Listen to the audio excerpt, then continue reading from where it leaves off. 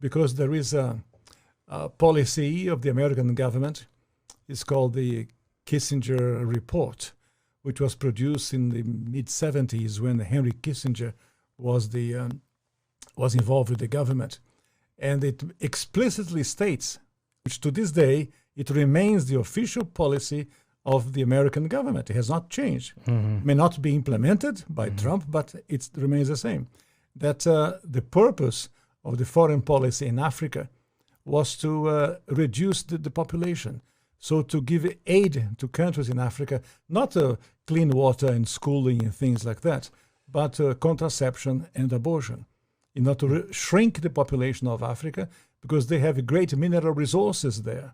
That sounds diabolical. It is, yes. That sounds like something conceived in the mind of Margaret Sanger. Yeah, definitely.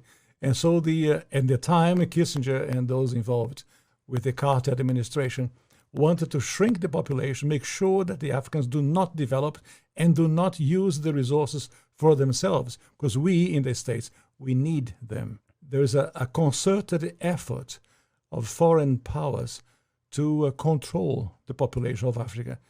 Africa is a huge continent, could feed thousands of more people, but the policies of the West, especially in Europe. For example, between 1990 and the year 2000, the United States, Canada, and Europe contributed about $6 billion in contraceptives, not to help the people, not to give clean water, clean food.